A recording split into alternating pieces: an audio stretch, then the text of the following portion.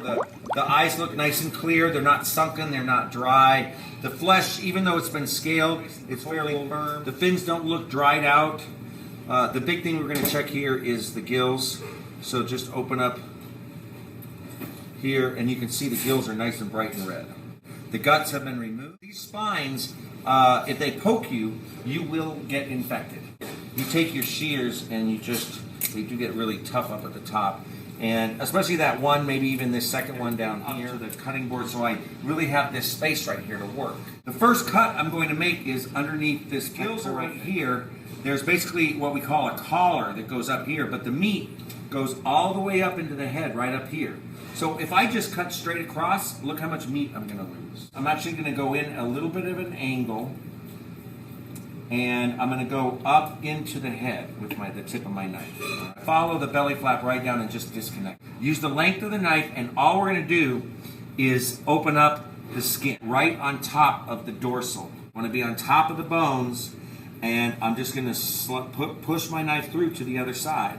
And then just my knife, I'm going to lay it right on the bone so I can feel it, and just long, thin strokes. I'm just letting my knife slide across the bones, and I'm going to keep on going until I can feel the tip of my knife on the back. I'm going to take the tip of my knife and just get on top for is right up here in the tip where these two pieces come together. A lot of times it gets stuck in there. Be very gentle with them because it's easy to bruise them and start breaking them up. And then I go back down the other side, starting from the middle of the fish. Once I'm down on the other side, I can work my knife so that it's flat again up against the bones. And then watch this. I just take it right up against the bones and slide it right out. So underneath the collar, go right up into the head, get all that meat. Remove the belly so it's not in my way. I'm just going to score the skin. When I get down to the tail, make sure I'm on top of the bone, push it right through, and release the tail until I feel that backbone. Make sure this top part is released. When I feel the backbone, I get right on top of it, make sure it's released. Get down the other side of the backbone from halfway down the fish. A knife in there, work it down so it's flat up against the bones. And then just follow those bones out. Right on top of the bones with the tip of your knife, and just kind of feel those rib bones. Again, I'm holding the belly flap, pushing the bones, the rib bones up against my knife with my fingers. Those rib bones basically just end right in here. Take my chef's knife, get a little notch in the tail so I can get my hand around it, and then work my knife underneath the fillet so that I've separated the fillet from the skin.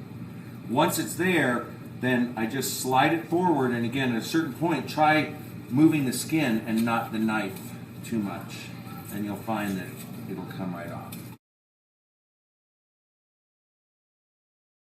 We only need to go about halfway down and just gently follow. There's no reason for me to do a V-cut because there's really nothing over here, so I'm just going to kind of remove it right like that. All right, and there is the skinned fillet. I'll follow that natural line of the fish, and now I have this portion and this portion. I'm going to do a V-cut. Get underneath and work my knife underneath the bones and separate them from the skin. I can just make sure that there's no scales. Go at an angle this way. So it just makes each piece look a little bit bigger.